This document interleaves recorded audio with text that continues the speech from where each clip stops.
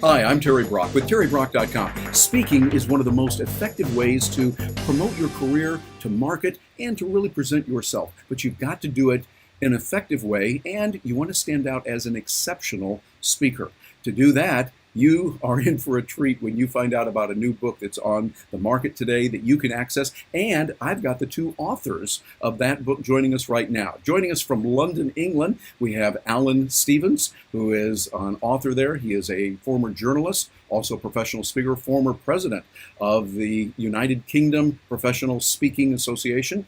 And joining us from his place outside of Johannesburg at a nice little place I can't even pronounce right now in South Africa is Paul Toit, who is joining us right now. Alan, we'll start with you. Thank you very much for joining us. Tell us a little bit about Exceptional Speaker and what the book is about in a nutshell.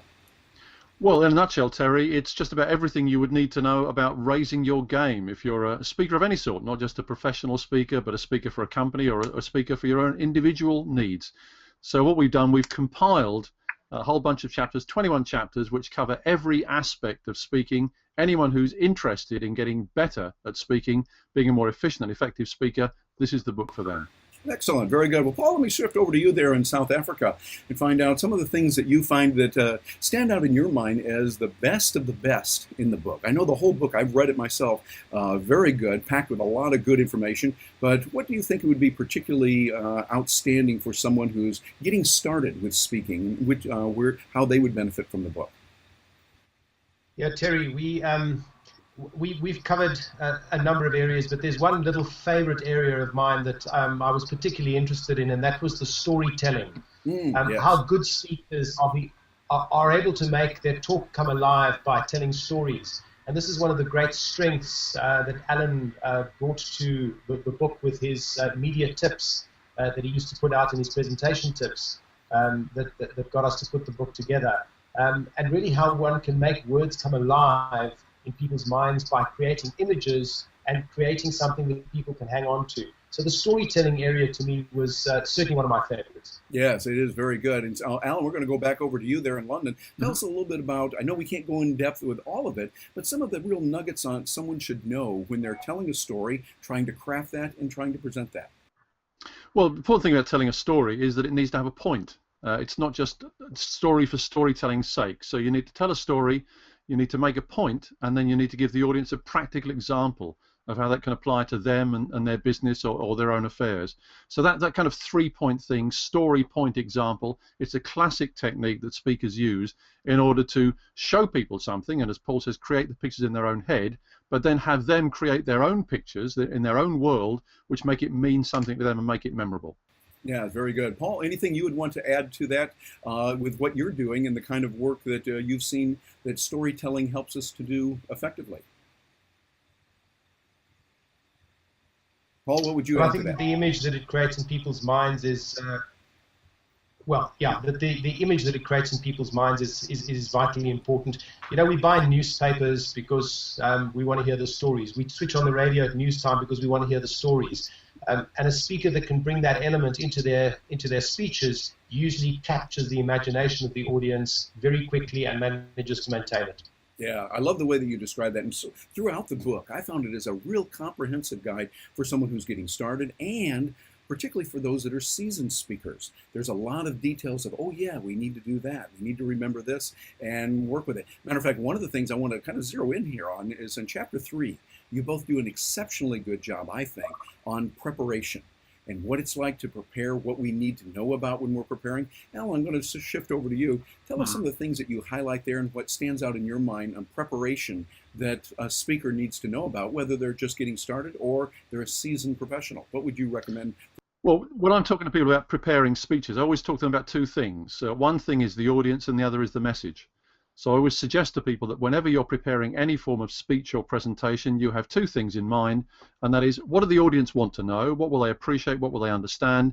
And what's the message that you want them to carry away afterwards and use 3, 6 months later, a year later? So those things are very important, and everything in your speech has to be both serving the audience and serving the message. Yes, I like that. I think that's very good. Now, another thing we know is very important is rehearsing. And you talk about that in chapter 5, where you mentioned the importance of rehearsing, going through it. I've often said, yeah, we got to do that dress rehearsal as much as we can, rehearsing, checking the room, checking logistics, and you detail this in the book. But I also noticed something. There was a little bit of controversy between the two of you using this concept of a mirror. Because I know, Alan, you say, no, don't do it. And Paul, you say, go ahead and do it. Well, let's hear the side using the mirror and the benefits of that. Paul, we'll turn over to you and tell us a little bit about the benefits of it and what you recommend with that. Yeah, it's fairly simple, Terry. I'm really a presentation skills coach, and when I prepared my talks, I often rehearse in front of the mirror so that I can see a real-time rendition of what's happening, and it allows me to instantaneously change things.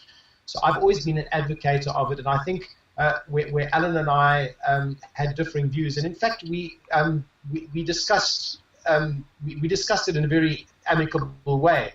But quite simply, he was saying that never ever use the mirror, and I was saying always use the mirror. So we're quite strong in our views, and maybe you can hear from Alan why he feels that one shouldn't use it. Yeah, exactly. So, Alan, we're going to shift over to you there in London. Okay. Tell us a little bit about why you would not use a mirror, not recommend it.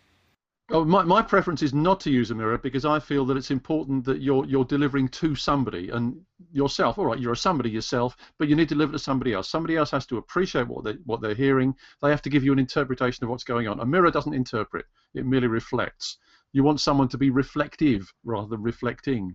So what I like is to get a real audience. Or you can video yourself and show it to somebody, or ideally do it in front of somebody. But the crucial thing is, Terry, where we differed, where Paul and I differed, we did discuss it, and we did agree that if we had a differing view, like on mirror rehearsal, we will put both views in the book and let people make their own choice. Yeah, I like that because you show both sides on several different issues throughout the book to say, here's an option, here's another option. And I think really that comes down to those of you that are watching this, that there's not one hard and fast set of rules you must do every speech this way.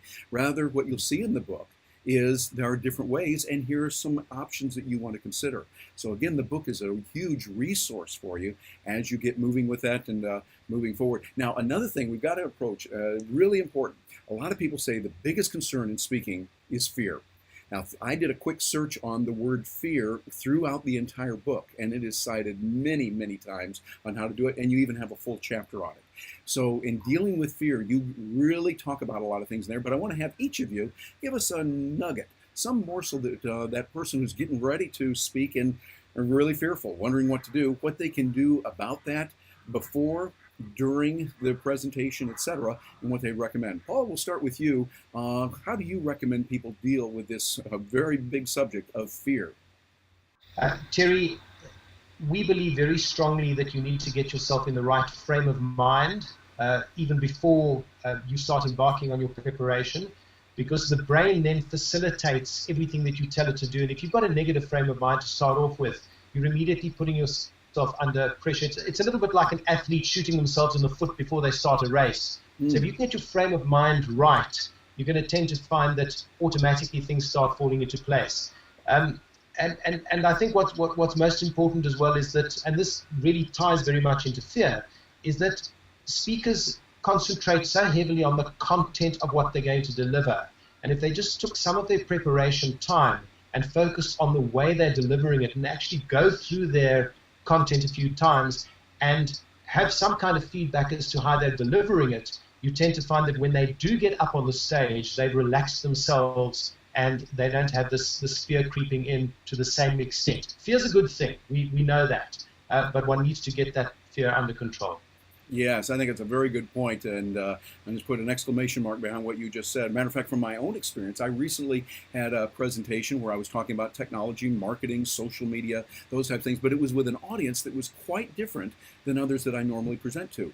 Different motivations, different ways of doing things. The whole environment of the conference was quite different, and so what I had to do was to not just talk about the content, not just think about that beforehand, but how I could relate to the emotion of the event for those that were there. So I have to agree completely with you on that. Well, Alan, you put a lot of things in there also about fear. Tell us what some are the thoughts and recommendations you would give to a person viewing this that is concerned about a presentation coming up and they've got some fear on it.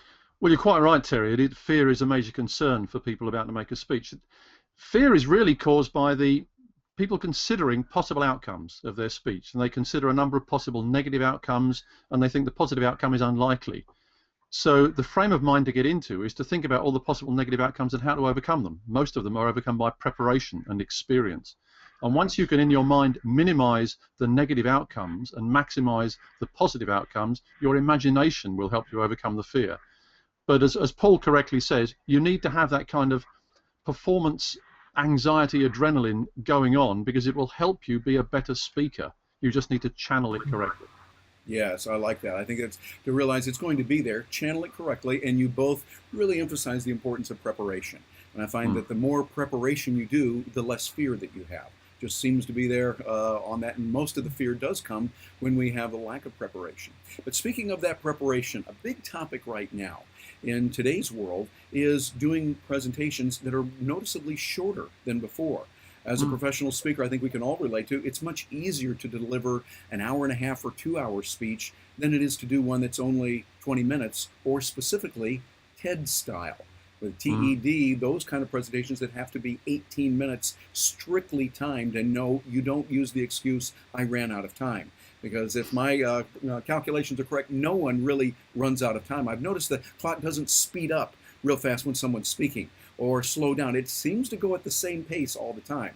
So here's a question I wanted to hit both of you with, and we did not prepare this beforehand. I wanted to get your extemporaneous ideas. How do you prepare and put your speeches together in an environment, let's say you've got only 18 minutes or less, and you have to put it together on that, in that environment, in that way. Paul, what would you recommend to the person watching this who has a lot of information? They got 3 hours worth of material that they've just got to put in there, but they only have 18 minutes. What would you recommend to them, Paul? Well, firstly, Terry, the sign of a good presenter is to be able to take out the essence of the message and to prepare something around that. And the very first test is when you do your first rehearsal, when you do your first run through. And it's sometimes a good idea just to do a very casual timing of it and see whether you're coming out at 40 minutes or 50 minutes or anywhere close to your 18 minutes that is required. The most crucial rehearsal, however, is your second one, because then you've ironed out all the little glitches and you're getting a reasonable idea about whether you can get it in a certain space of time. And you can actually chop it into blocks. You can have the way you're going to be introducing it, you're going to be having the way that you end it, and then obviously the amount of time that you've got for the content in the middle. What is most important, however, is to start off by looking at how you're going to end it, because if you know how you're going to phrase your final message, it's a lot easier to just put it all together. Yeah, I think so, very much so. We plan for that, put it together, etc. Now, by the way, Paul, as you're presenting this, those that are watching this will see that we've had the video breaking up a little bit here and there. And you know what? That's just part of where we are in today's world. Because, tell me again, I did not mention, what is the name of the place where you are right now? I'm in a small university town called Potchefstroom, and you pronounced it very well indeed earlier. Oh, okay, Potchefstroom. I think it's great. And you say you're about an hour, 40 minutes or so outside of Johannesburg. That's right. Yeah, very good. Well, and I wanted to mention that to our viewers that are seeing that, to realize, hey, this is the way it is. We roll with the punches. We learn what it's like, which is what you have to do in speaking. In speaking, sometimes things don't go perfectly. You don't give up and say, oh, well, forget that. But rather, it builds that confidence and eliminates fear if you realize, hey, I can handle that. Whatever happens, I can handle that, etc. And part of that is adjusting. So let's go back to our question that we're pursuing here. And Alan, I'm going to look over to you there in London to say, okay, what do you recommend? Someone says, hey, Alan, I got this speech I need to do. It is 3 hours worth of material, and I've just got to include all of it. But they're telling me I only have 18 minutes. What would be your advice to that person? Well, I've actually been there and done that, Terry. I did a TEDx speech last year in London, so I had to do 18 minutes. I did 17 minutes 53, and it's a tough thing. And if I could paraphrase Mark Twain, it probably wasn't Mark Twain, but we all paraphrase Mark Twain. I didn't have, I apologise for the length of the speech. I didn't have time to write a shorter one. It's really very hard to condense down your material into 18 minutes. But if you've got to do it, you've got to do it. Paul's advice is great about knowing the ending. But I always say to speakers, you should always have a shortened version of your speech, however long you're booked to speak. If you're asked to do 40 minutes and somebody comes up to you and says, we've only got 20 minutes left, you've got to do your stuff in 20 minutes. So I think it's always important that however you prepare a speech, you always have in the back of your mind, I could do this in 20 minutes or 15 minutes, or if necessary, I could take an hour, and know how to do that. Knowing how to do that is the mark of a great speaker. And of course, we tell you how to do that in the book. Yes. And you do an exceptionally good job of that. I think it's a mark of a real professional, as a professional speaker, that sometimes they're going to say, we've got an hour. We want you to speak for an hour. But then the speaker who's beforehand might take more time than they were allowed, which personally I think is rather rude and unprofessional. That if I think, well, I'm coming before Alan and my speech is so important, I know they told me an hour, but mine's going to take an hour 45 minutes. Well, you're not going to change the clock. I mean, somewhere, something that was planned is now taken, and I've now taken 45 minutes from the time that Alan was going to use on his presentation and all those after me. And I think it's important to be able to adjust, and sometimes, though, the opposite will happen. They'll say, we got an hour, and oh my goodness, the speaker after you didn't show up. Can you keep going for another hour? And I think that if we design it as what I like to say is an accordion, be able to stretch back and forth and be able to be professional. And I love the way you say it in the book, but make sure that you're always composed, no matter what happens. Never lose your cool. Well, in fact, Terry, Alan and I had a real situation where that happened in France. We followed one another on stage, and what had happened is that the simultaneous translation equipment hadn't arrived. So we had translators on the stage, which meant that both of us had to cut our content to a half because we didn't have that amount of speaking time. Yeah. And Alan, I think we pulled it off all right. We did rather well. The only thing that was a bit disconcerting is that the translator insisted on doing the same moves as us as well. That could be fun when you see that. But I think the key is it's a matter of being flexible. I think of Bruce Lee, be the water. You know, you constantly move and adapt. And I think you have your preparation. That helps you enormously, and you're ready to go, but also realize it can change. I think it was Mike Tyson that said very well that everyone can put their plans together until I hit them in the mouth. Then everything changes because then you have your whole strategy there. Well, I'm going to also, I think both of you have a copy of the book. If you can grab that and hold that up for us so we can be sure and see that. We can see what it's like here, the exceptional speaker there in London. Alan, you've got it. And then Paul, we got you over here holding that up too. How to deliver sensational speeches. Oh, and also we can't end this one without talking about that, what I think exceptionally good chapter there, 16, where we talk about some of the technology. Alan, could you tell us a little bit about that particular presentation?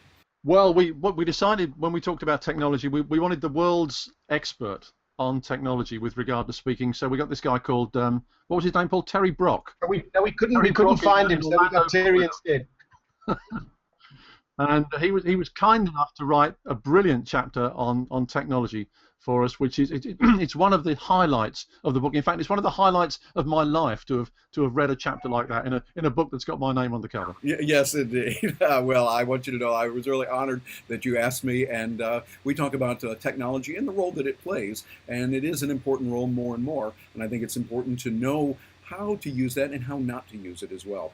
Well, gentlemen, you've written an excellent book. We really appreciate it. I have gone through and read it, enjoyed it. I'm planning to go back and study it even more.